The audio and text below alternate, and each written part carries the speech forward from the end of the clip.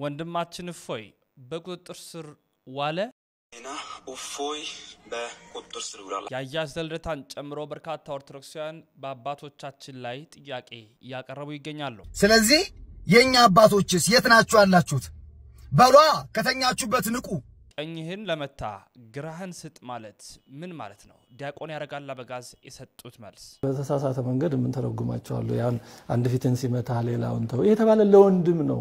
ኡስታዝ ያሲን ኑሩ የመለሱት አስደናቂው ምላሽ ማንም ሰው ጀነት ተመኘና ይሄ ነው ሐቁ ብሎ ተናገረ። ምን ተሳሳተ? ምንም እኮ አልተሳሳተ። ኢየሱስ ክርስቶስ እብድ ነው፣ ለዚህም ምስክር ነኝ መረጃም ይያለው የሚል ሌላኛው ኡስታዝ የተናገርኩት እኔ ያለ ማስረጃ አይደለም። መጽሐፍ ቅዱስ እንዴት እንረዳዋለን? አባታችን አባ ገብረ ኪዳን ቅዱስ ስታነቡ 3 ደረጃዎች አሉት አይደለም? ሊቀ ሊቃውንት ስሙርም በዚህ ጉዳይ ላይ ሰፋ ያለ ትንታኔ ሰጥተውበታል። በነገራችን ላይ ለእግዚአብሔር አስገዳጅ ሰው አይፈልግለትም፣ ተሳዳቢ ሰው አይፈልግም። የተወዳችሁ ቤተሰቦቻችን እንዴት አላችሁ? እንዴት ቆያችሁ? እንዴት ሰነበታችሁ? ሰላም እግዚአብሔር ባላችሁበት ቦታ ሁሉ ይብዛ። መረጃው ለመላው ዓለም እንዲዳረስ ሁላችሁም ላይክ፣ ሼር እንዲሁ ሰብስክራይብ ማድረጋችሁ እንዳይዘነጋ ያልኩኝ በቀጥታ ወደ መረጃዎቻችን ነው የማመራው። ዛሬም የተለመደ ትብብራችሁ በእጅጉ ያስፈልገኛል። እባካችሁ ላይክ አድርጉ። እባካችሁ በድጋሚ ለ4-5ኛ ጊዜ ነው ይህንን ጉዳይ ሰራን ያለ ነው። መረጃውን ስታዳርሱ ደግሞ ኦርቶዶክስ ትብብራችሁን አጋርነታችሁን ስታሳዩ ትክክለኛ የሆነውን መልስ የምናገኝ ነው የሚሆነው። ላይክ በማድረግ ጀምሩ። ወንድማችሁ ሁሉ ነኝ። አዲስ ሆናችሁ ሰብስክራይብ አድርጉ። 100 ሺህ እንድረስ። ወደ መረጃችን አሁን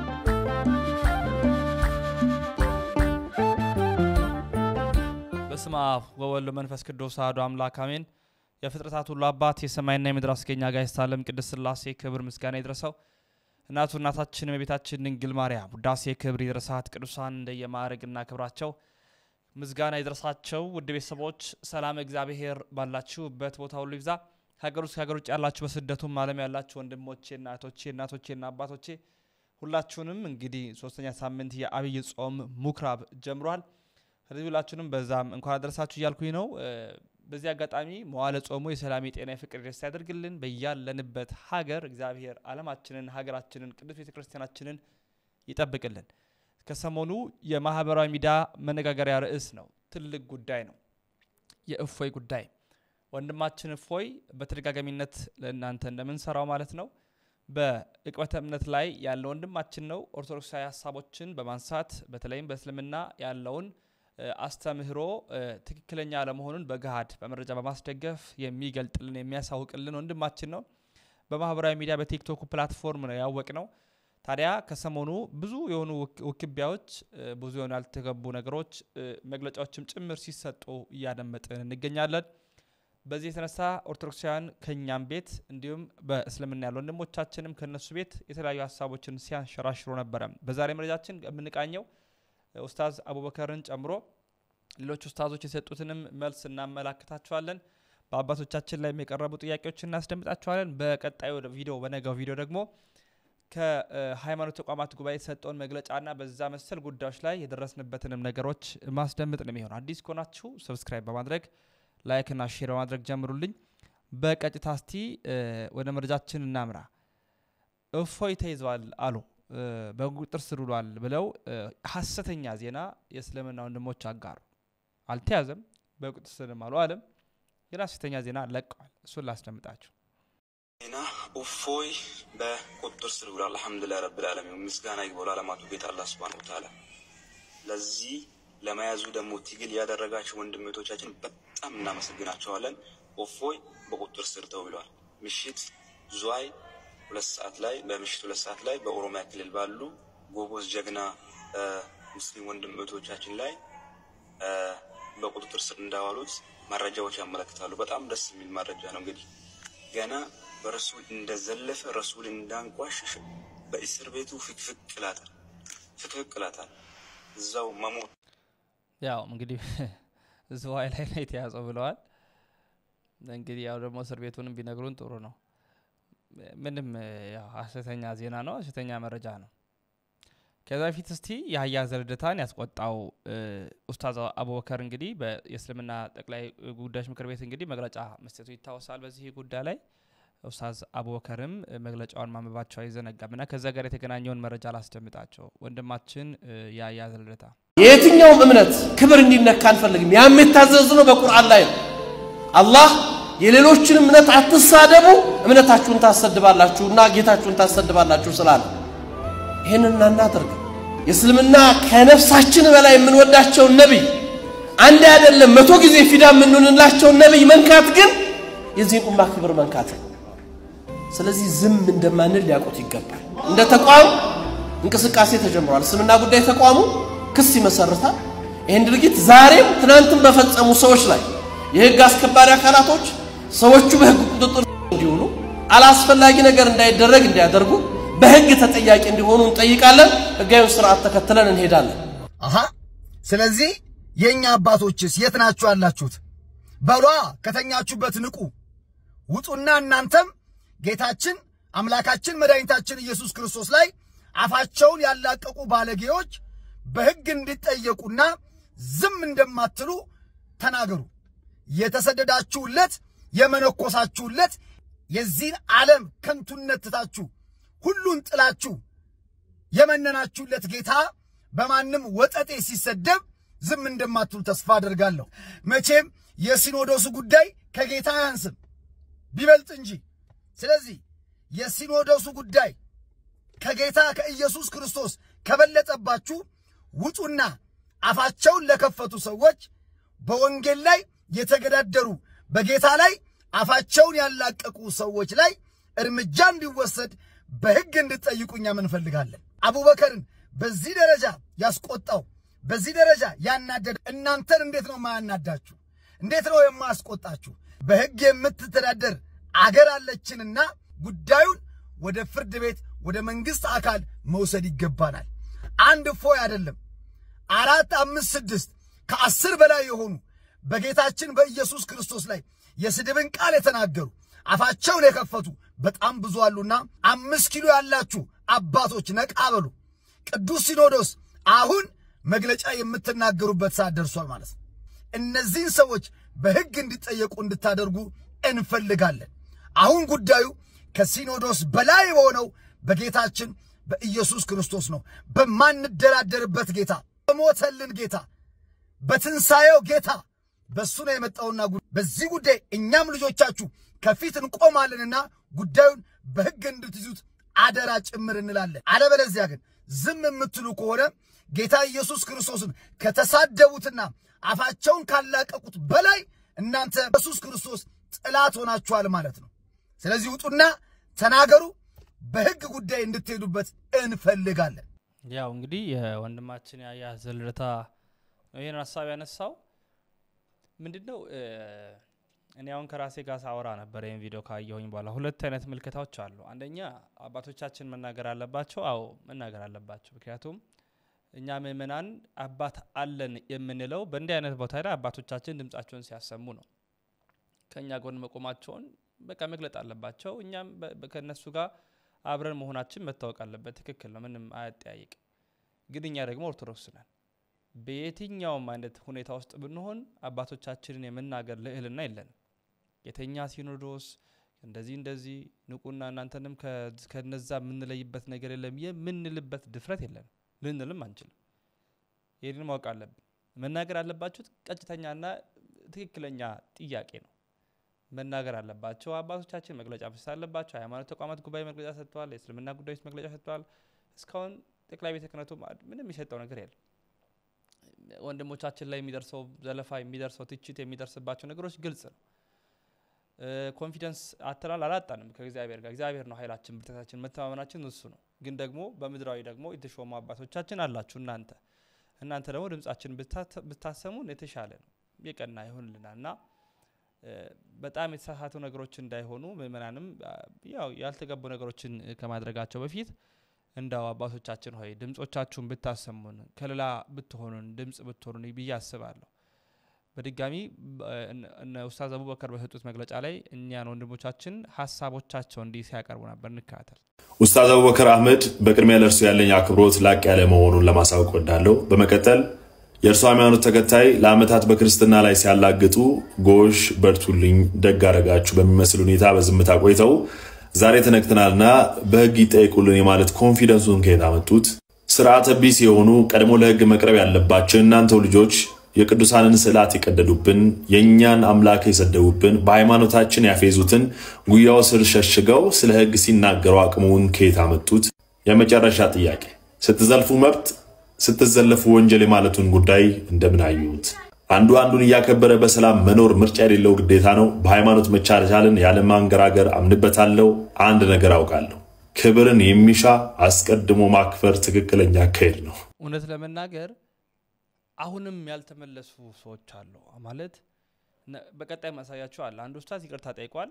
የሃይማኖት ተቋማትም ጉባኤ መግለጫ ሰጥቷል። በቀጣይ ማለት በጧቱ የቪዲዮ መረጃችን እንመለከተዋለን። ሁላችሁም ላይክ አድርጉ፣ ሼር አድርጉ። ማታ ጧት 1:40 እንገናኝ።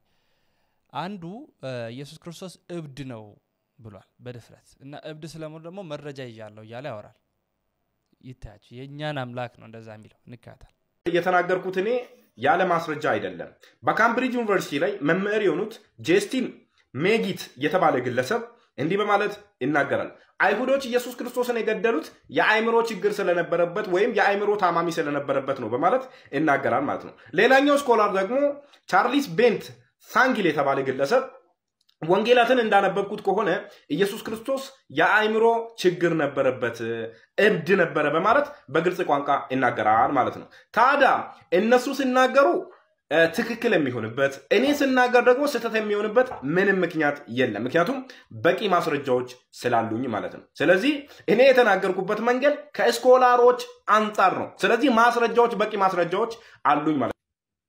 እንደሰማችሁት ነው እንግዲህ እኛ የምናመልከው አምላካችን ስጋውን የቆረሰልን ደሙን ያፈሰሰልን ደግሞ እስከ ሞት የወደደን ጌታችን መድኃኒታችን ኢየሱስ ክርስቶስን ነው። እንግዲህ በተደጋጋሚ ልጅ ክርስቶስን እብድ ነው የአይምሮ መታወክ አለበት እያለ ብዙ ሲሰራ ቆይቶ አሁን ደግሞ ክርስቶስን እብድ ነው ብሎ ሰዎች እንዲያስቡና እንደዛ ክርስቶስን እንዲጠሉ ለማድረግ የገሌ ዩኒቨርሲቲ መምህር ስኮላር እያለ የተለያዩ ጽሑፎችን እየጠቀሰ ያመጣል።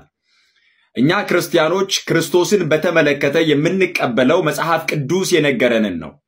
መጽሐፍ ቅዱስ ላይ እግዚአብሔር አብ ስለ ልጁ ስለ ኢየሱስ ክርስቶስ የተናገረውን ደግሞ ራሱ ጌታችን ኢየሱስ ክርስቶስ ስለ ራሱ የተናገረውን እንዲሁም ደግሞ መንፈስ ቅዱስ በሐዋርያት ላይ አድሮ ስለ ክርስቶስ የመሰከረውን እውነት ነው የምንቀበለው። ክርስቶስ ስለ ራሱ ሲናገር አይሁዳውያን ጥያቄ በጠየቁት ጊዜ አንተ ሳምራዊ ነህ ጋኔን አለብህ ብለው በቅናትና በጥላቻ ተነሳስተው ክርስቶስን ተናግረዋል። የዮሐንስ ወንጌል ምዕራፍ 8 ቁጥር 48 ጀምሮ ይህንን ታሪክ ተጽፎ እንመለከተዋለን። እነርሱ ጋኔን አለብህ ሲሉት ክርስቶስ ቃል በቃል ምንድን ያለው? የለብኝም ነው ያለው። ጋኔን የለብኝም ካለ ክርስቶስ እርሱ ጋኔን የለበትም አጋንንትን የሚያወጣ ደግሞ የዲያብሎስን ሥራ ሊያፈርስ የተገለጠ የእግዚአብሔር ልጅ እንጂ ክርስቶስ ጋኔን ያለበት አይደለም። ጋኔን የለብኝም በማለት ተናግሯል። ክርስቶስ ራሱ የለብኝም እያለ አይሁድ በቅናትና በክፋት ተነሳስተው አለበት ብሎ የተናገሩትን ማመዛዘን ያስፈልጋል። እኛም እንቀበለው የለብኝም ያለውን ጌታ እንጂ በቅናት ተነሳስተው አለበት ያሉትን አይደለም። ይሄንን በሚገባ ማስተዋል ያስፈልጋል። ሁለተኛ ከሐዋርያት መካከል የትኛው ሐዋርያ ነው ክርስቶስን እብድ ነው ብሎ የሰበከ? እብድ ነበረ የአይምሮ መታወክ ነበረበት ብሎ የሰበከው የትኛው ሐዋርያ ነው? 12ቱ ደቀ መዛሙርት ናቸው? ቅዱስ ጳውሎስ ነው?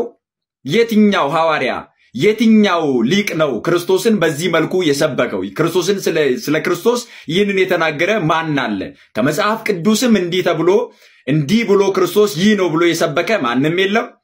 ደግሞ በቤተ ክርስቲያን ታሪክን ብንመለከት የትኛውም ጉባኤ ላይ የትኛውም መናፍቅ ክርስቶስን እብድ ነው ብሎ እንኳን ከምንፍቅና ደረጃ እንኳን እንደዚህ አይነት ጥያቄ በክርስቶስ ላይ አልቀረበም። ስለዚህ የምንወደው አምላካችን የምናመልከው አምላካችን ደግሞ በነፍሳችን ተወራርደን የምንገዛለት ከልባችን ከራሳችን በላይ የምንወደው ጌታችን ነው ኢየሱስ ክርስቶስ። ስለዚህ በክርስቶስ ላይ የሚነሱ አላስፈላጊ ሐሳቦች መቆም አለባቸው። አምላካችን ነው ሲሰደብ አምላካችን ነው፣ ፈጣሪያችን ነው፣ መድኃኒታችን ነው፣ ጌታችን ነው። መጽሐፍ ስለርሱ የነገረንን አምነን ነው የምንሰብከውና ከዚህ የተነሳ ክርስቶስ እብድ አይደለም፣ ጋኔን የለበትም፣ የአይምሮ መታወክ አልነበረበትም። ፍጹም ሰው ሆኖ በተገለጠበት በዘመነ ስጋዌው መራቡን መጠማቱን መገረፉን መሰደቡን መጽሐፍ ቅዱስ ላይ በተጻፈው መሰረት እንመለከታለን። ግን የተሰደበው ስለኛ ነው፣ የተገረፈው ስለኛ ነው፣ የሞተው ስለኛ ነው፣ የተሰቀለው ስለኛ ነው። ሞታችንን በሞቱ ገድሎ በትንሳኤው ኃይል በራሱ ስልጣን ከሞት ተነስቶ ደግሞ በአባቱ ቀኝ በክብር የተቀመጠ የዘላለም አምላክ ነው ክርስቶስ። የእርሱ ቸርነት ከሁላችን ጋር ይሁን። በዚህ ደረጃ ነው እግዚአብሔርን የሚናገሩት፣ በዚህ ደረጃ ነው አምላካችን ላይ የሚሳለቁትና እንዲወጣው በአደባባይ የሚናገሩት አካላት በእነሱ ቤት ችግር የለም። በእኛ ቤት ግን ለሚናገረው እፎይ ግን ይገደል፣ ይታሰር፣ ሕግ ፊት ይቅረብ መግለጫዎች ሲደጋገሙ ተመልክተናልና በጣም ነው የሚያሳዝነው። እውነት ለመናገር በጣምም ነው የሚያስከፋው። ቀኝን ለመታ ግራህን ስጥ ማለት ራሱ ምንድነው? ስንሰደብ ዝም ማለት አለብን? ጋዜጠኛ መስከረም ጌታቸው የጠየቀችውን ዲያቆን ያረጋል አበጋዝ እንዲህ ሲሉ ይመልሳሉ። እኛ በቁጥር መቼም አናንስም ወይም ብዙ ስለሆነ ብቻ አለን ብሎ ማሰብን እየሞትን እንበዛለን የሚለው ምንማረው ነገር በተለየ መንገድ ተተርጉሞ እኛ ላይ ራሱ ተጽዕኖ አልፈጠረብንም። እነዚህ ነገሮች እንዳንረዳ አዚም አልሆነብንም። ለበለ ቅዱስ ጳውሎስን ቃል ወስጄ ወይ አስተምሯችን አለን ችግሩ ግን አረዳዳችን ነው። የተሰለቡ ጥቅሶች ይባላሉ እነዚህ አላግባብ የሚጠቀሱና ጠላቶቻችንን አንጋፍ ለማስያዝ አንዳንደኛ ደግሞ ሳናቅ በተሳሳተ መንገድ ምን ተረጉማቸው አሉ። ያን አንድ ፊትን ሲመታ ሌላውን ተው የተባለ ለወንድም ነው። ሲጀመር ይሉንታ ላለው ህሊና ላለው ነው። አንድ ፊት በጥፊ ቢመታ ሁለተኛውን ሲሰጡለት አይደግምም፣ እንደውም ይብረከረካል፣ መሬት ላይ ነው የሚወርቀው። ምክንያቱም ህሊና አለው። ከዛ ውጭ ላለ አይደለም። ያማ የሚፈልገው ሁሉን ነው፣ ድልም አይሰጥም። ወይ የሚፈልገው አንገትን ነው ወይ ሁሉን ነገር ነው። ስለዚህ ለምን እንደተባለ ኮንቴክስቱን ወይም አውዱን ካለ መረዳት ምን ለምን ተባለ የሚለውም ካለ መረዳት ይሄ የሞት ምን ወዛለን ምናምን የሚሉ በእኛም በተሳሳተ መንገድ የሚገለጹ ነገሮች ይኖራሉ። እንዲህ አይነት ነገሮች ደግሞ ይሄ ኮምፎርት ዞንን ጠብቆ ለመኖር ይመቻሉ። በቃ እኔ ምን ቸገረኝ እንዲህ ተብሏል ታገሱ ተብሏል ምናምን እያለ ስንፍናውን መንፈሳዊ ያስመስላል፣ ፍርሃቱን መንፈሳዊ ያስመስላል። አይደለም። በእግዚአብሔር ሁሉም ትምህርት አለ፣ ትምህርተ ተግሳጽ አለ። ጌታችን ፈሪሳውያን ገስጿል። አለ ለክሙ ጸሐፍተ ፈሪሳውያን እውራነ ልብ ይላል። ልባቸው የታወረ በውጭ ስትታዩ የተለሰነ መቃብር መስላችሁ አምራችሁ የምታዩ ውስጣችሁ ግን ስስት ቅሚያ ክፉ ነገር ያለበት ወዮላችሁ እያለ ገስጿቸዋል። ቤተ መቅደስ ላይ ይሸጡ ይለውጡ የነበሩትን ደግሞ በጅራፍ አባራሩ። ሁሉም አለ እንደጊዜው። ኢትዮጵያ እኮ እዚህ የደረሰችው አንድ ፊት ሲመቱ ሌላ በመስጠት አለ ያለ ወንድም ነው።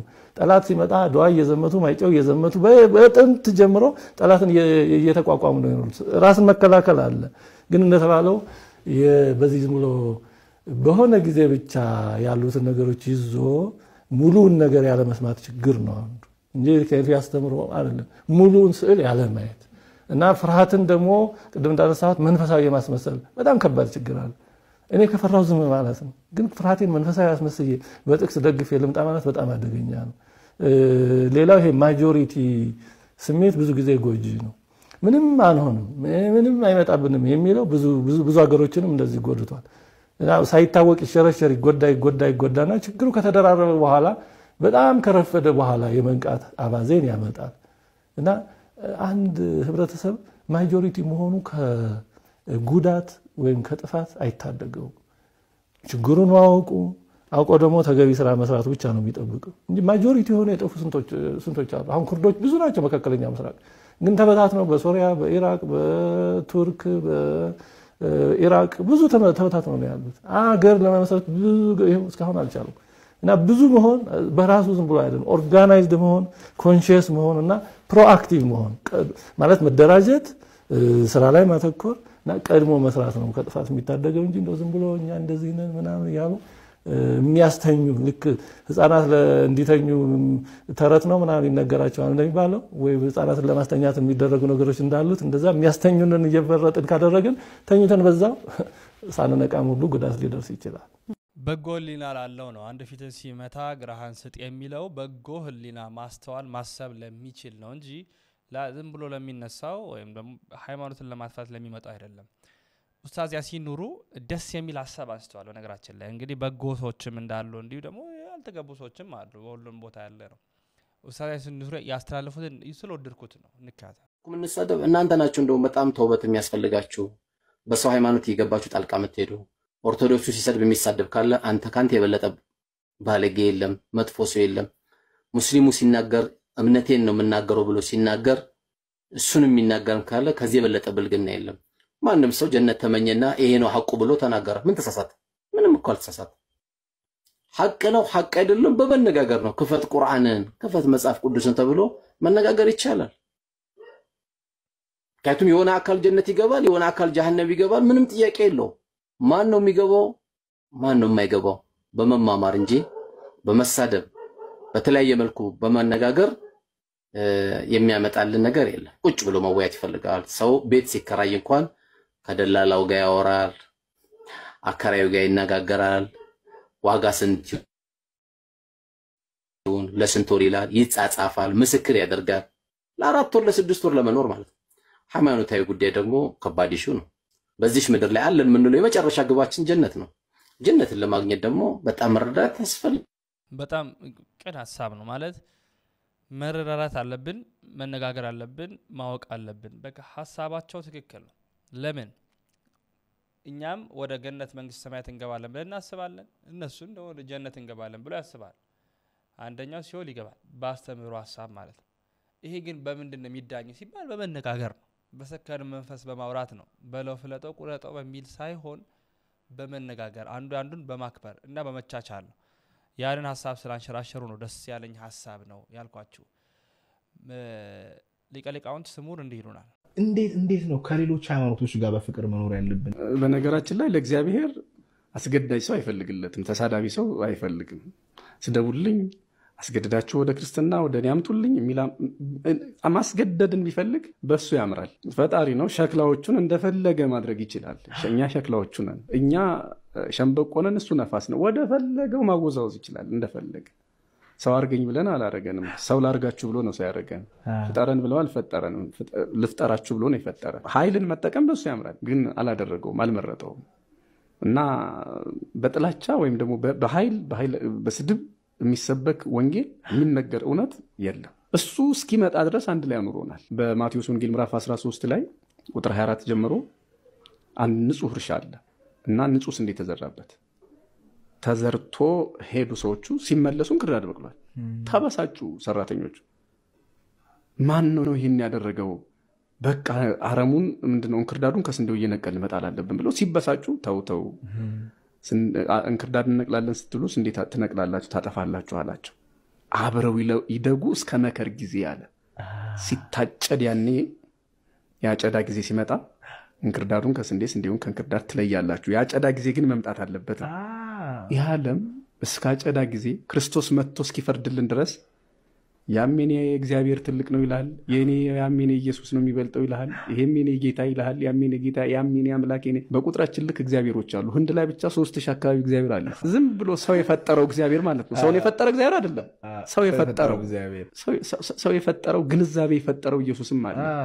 ግንዛቤን የፈጠረው ኢየሱስ፣ አይምሮን የፈጠረው ኢየሱስ የት ነው ያለ የሚለውን አሁን እኛ ስንናገር የሚሰማን ይል ማለት ሲመጣ ያን እንግዲህ ይለይልናል። እስከ መከር ጊዜ ግን ያልከው ነገር ተሻሽሎ መኖር አለበት። እንንቀለው ማለት ኃይል መጠቀም አግባብ እንዳልሆነ ራሱ ክርስቶስ ነገረን። እስከ መከር ጊዜ ተው፣ አብረው ይደጉ፣ አብረን እንቆያለን ማለት ነው። እሱ ሲመጣ ግን ይለየናል። አሁን የሚቻል ከሆነ በጨለማ ያለው በብርሃን በስተት ያለው መንገድ በትክክል ወደ ትክክለኛ እንዲመጣ ነው የሚደረገው። በፍቅር ነው እሱ ደግሞ ሊሆን የሚችለው። በፍቅር መቼ ነው ግን የሚመጣው ጌታ ኢየሱስ ክርስቶስ? ፊዚካሊ ነው የሚመጣው ወይስ የአእምሮ ለውጥ ነው? ቅዱስ ዮሐንስ ራእይ ላይ አሁን አዲስ ሰማይና አዲስ ምድርን አየው ይላል። ይሄ የአእምሮ ለውጥ ነው የሚሆነው ወይስ ፊዚካሊ ይመጣል? ሁለት ነገር ነው። የአእምሮ ለውጥ በአንተ በእኔ ይሆናል፣ በአማኞች ላይ ማለት ትንሣኤ ልቡና ያላቸው ሰዎች ትንሣኤ ስጋ ይነሳሉ። መጀመሪያ የአእምሮ ነው የሚቀድመው። ምጽአቱ የአእምሮ ነው። አሁን በእኔና በአንተ ይመጣል እኮ። እንዴት ይመጣል? ቃሉን እየላከ ይመጣል፣ በስሜትህ ይመጣል። አንዳንድ ጊዜ በጎ ህሊና ይመጣል ወደ አንተ። እግዚአብሔር የሚመጣበት መንገድ በተለያየ መንገድ ይመጣል። መምጣት ማለት እሱ ነው የመጀመሪያው። ያኔ ወደ አንተ ቃሉ ሲመጣ መልእክቱ ሲመጣ ነቅተህ ንስሐ ገብተህ ተዘጋጅተህ የምትጠብቅ ከሆነ ምጽአቱን ተቀብለህ ትንሣኤ ልቡና አለ ማለት ነው። ሁለተኛው ምጽአት ግን አካላዊ ነው። አካላዊ ይመጣል። ይመጣል። መጥቶ ይሄን ሰማይና ምድር ያሳልፋል። ከመጣ በኋላ አዲስ ሰማይና አዲስ ምድርን ይሰጠናል። ላይክ እንነሳለን በአካል እንደዚህ እንደ አዎ ማን ያዘዋል ማን ስሙር ነው እህቶች ወንድሞች ደግሞ ራሳቸውን ሆኖ ነው የሚነሱ። አንድ የግሪኮቹ ፍልስፍና በጣም የተጫናቸው የቆሮንቶስ ሰዎች ሞቶ ተነስቶ እንዴት ነው ህይወት ያለ ምናምን የሚሉ ትንሽ ነገር ጥያቄ ነበራቸው። አንተ ሞኝ ይላል ቅዱስ ጳውሎስ። አንተ ሞኝ አንተ የምትዘራው እኮ ካልሞተ ህያው አይሆንም ይላል። ጤፍን አያት ጉልጓሎ ገጠር ልጅ ከሆነ ጉልጓሎ ታውቅ ይሆናል። ምናልባት አጠራሩ ሊለያይ ይችላል ከቦታ ቦታ። ይዘራል ምንድነው ይታረሳል። ከዚያ ጤፍ ይዘራል። እቺ ትንሿ ጤፍ ትቀብራታለህ እኮ ታውቃለህ። ጉልጓሎ ማለት ዘሩን መቅበር ማለት ነው። አፈር ታለብሰዋለህ። ስለ ሁለት ነገር አንደኛ አፈር ካለበሰ አይበቅልልህም፣ ሁለተኛ አፈር ካለበሰ ወፍ ይለቅምብሃል። ስለዚህ ትቀብረዋለህ። ይቺ ትንሿ ጤፍ ተቀብራ ፈርሳ በስብሳ ትነሳለች። አንተ ሞኝ አንተ የምትዘራው ካልሞተ ህያው አይሆንም። ስለዚህ እኛ አሁን የሚዘሩ ዘሮች ፈርሰው በስብሰው ሲነሱ ጤፍ ሆኖ ነው አይደል የሚነሳው? ጤፍ ዘርተህ በቆሎ ሆኖ በቅሎ ያውቃል? ስለዚህ ማን ያዘዋል ሆኖ ይሞታል፣ ማን ያዘዋል ራሱን ሆኖ ይነሳል። ግን ይሄ ስጋ አይደለም፣ አዲስ ክርስቶስ ነው የመሰለ ስጋ። ይሄ ስጋ ነው ግን ታድሶ። አሁንማ ያው እንደምታውቀው ጥቁር አለ፣ ነጭ አለ፣ ቀይ አለ፣ ምናምን ቢጫም አለ መስላል። ኤዥያዎቹ የፀሐይ ጥረት ያለባቸው ምናምን አካባቢ ቢጫ ሊሆኑ ይችላሉ። ተለያየ ቀለም ነው ያለው። አሁን ግን ማንንም በክርስቶስ አዲስ ፍጥረት ነው የሚለው። ያኔ አዲስ ስንሆን ግን አዳም ሔዋን የነበሩበትን የመጀመሪያው መልክ ይዘን እንነሳለን ማለት ነው። ሊቀ ሊቃውንት ስሙር አላምረው እጅግ ደስ የሚያሰኘውን የሊቃውንትን ሚስጢር ነው በአደባባይ ገለጹልን። በጣም ደስ ያሰኛል። የመጨረሻ እናደርገው። አባታችን ርዕሰ ሊቃውንት አባ ገብረ ኪዳን መጽሐፍ ቅዱስ እንዲህ ይሉናል። ቅዱስ ስታነቡ 3 ደረጃዎች አሉት አይደለም? 3ቱ ደረጃዎች ምንድናቸው? የታሪክ ክፍል ወይም አንዱ የታሪክ ክፍል ነው። ሁለተኛው ደረቅ ትርጉም የሚባል ነው። ሶስተኛው መንፈሳዊ ትርጉም ወይም ሂስቶሪካል ሌቭል፣ ሊተራል ሌቭል እና ስፒሪቹዋል ሌቭል ይባላሉ። እነዚህ 3ቱ ደረጃዎች አሉ። ፕሮቴስታንቶች የሚቀሩት ሂስቶሪካል ላይና ሊተራል ላይ ብቻ ነው የሚቀሩት። ደረቁን ብቻና ታሪኩን ብቻ ነው የሚይዙት። መንፈሳዊ ትርጉሙን አያነቡትም። የኢትዮጵያ ኦርቶዶክስ ተዋሕዶ ቤተክርስቲያን ግን ሚስቲካል ነው። አስተረጓጉማ ሁሉ መንፈስ ቅዱስን የተቀበለ የተከተለ ትርጉም ያለው። እንደውም ሊቃውንቱ ምን ይላሉ? አነ ውእቱ አንቀጸ አባግ ዘበአማን፣ እኔ እውነተኛ የበጎች በር ነኝ ይላል። እና እንዲህ የሚል ቃል አለ። አማን አማን ብለክሙ ዘይዋ እንተ አንቀጽ ውስተ አጸደ አባግ ወዘአርገ እንተ ካልእ ገጽ ሰራቂ ወጉይለያ ውእቱ፣ እውነት እላችኋለሁ ወደ በጎች በረት በበር በኩል የማይገባ እሱ ሌባ ነው ይላል። ወዘሰ ይበው ውስተ አንቀጽ ኖላዊ አባግ ውእቱ፣ በበር በኩል ግን የሚገባው እሱ የበጎች እረኛ ነው። ዋጻዊኒ ያርህ ወሎቱ፣ እንደዚህ ላለው ሰው ደጅ ዘይው ወይም በረኛው ይከፍትለታል ይላል። ይሄ ሊቃውንቱ ምን ላይ ተርጉሙታል መሰላችሁ? ወደ በጎች በረት በበር የማይገባ የበግ ሌባ ነው የተባለው፣ በመስኮት የሚገባ የተባለው የበጎች በር የተባለ መጽሐፍ ቅዱስ ነው ብለው ይተረጉማሉ ሊቃውንቱ። ከክርስቶስ በተጨማሪ የበጎች በር በመስኮት የሚገባው ማለት ምግባር አልባ መጽሐፍ ቅዱስን ተረጉማለሁ የሚል ሰው፣ ደረቁን አስተምራለሁ የሚል ሰው፣ ይሄ ሌባ ነው ማለት የጥቅስ ሌባ ነው፣ የኃይለ ቃል ሌባ ነው፣ የምስጢር ሌባ ነው፣ የመጽሐፍ ቅዱስ ሌባ ነው። እንደዚህ ያለውን በጎቹን አያውቁትም፣ መምህር አይሉትም፣ አይከተሉትም። እስመ ያምራ ቃሎ መምህርነቱን አያውቁለትም። የሱን መምህርነት ግን ወዘሰ ይበው ውስተ አንቀጽ፣ በበር የሚገባው ግን እየሰራ የሚያስተምረው ሰው እሱ መምህር ነው። አጻዊኒ ያርህ ወሎቱ፣ የመጽሐፍ ቅዱስ ባለቤት መንፈስ ቅዱስ የመጽሐፍ ቅዱስን በር ይከፍትለታል ይላል። የመጽሐፍ ቅዱስን በር ይከፍትለታል። ያ ሰው ገብቶ ይሄንን ግን በጎቹ እንዳል ዋባግ ይሁኒ ይሰማሁ ቃሎ እሱ ግን በጎቹም የዚህን ሰው ድምጽ ይሰሙታል አለ። መምህር እንደሆነ ያውቁለታል፣ ትምህርቱን ያከብሩለታል። ለምን? ወደ በሩ ገብቶ የሚያስተምር ስለሆነ ይላል። እና መንፈሳዊ ትርጉሙን ልንገራቸው። መጽሐፍ ቅዱስ እንዲሁ ዝም ብሎ መጽሐፍ ቅዱስ በኦሪት ዘሌዋውያን ስታነቡ የብሉይ ኪዳኑን በግ ነው የሚመስለው መጽሐፍ ቅዱስ ይላሉ ሊቃውንት። በጉ አለ አይደለም? አታውቁም? በግ አሁን ለሁላችሁ አንድ በግ ሰጥቼ እንዳታርዱት ብላችሁ ጥቅም አለው?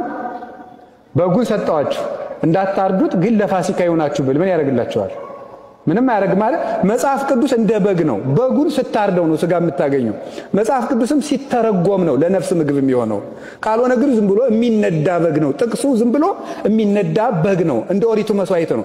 ሊቀ ካህናቱ በብልት አርጎ ይቆራርጠው ውስጡን ይጠበው የሚለው ይሄ ኦሪት ዘሌዋውያን ምዕራፍ 1 ላይ ያለው የብሉይ ኪዳን አይሁድ የሚያቀርቡት መስዋዕት በሙሉ ለመጽሐፍ ቅዱስ ትርጓሜ የተሰጠ ነበረ።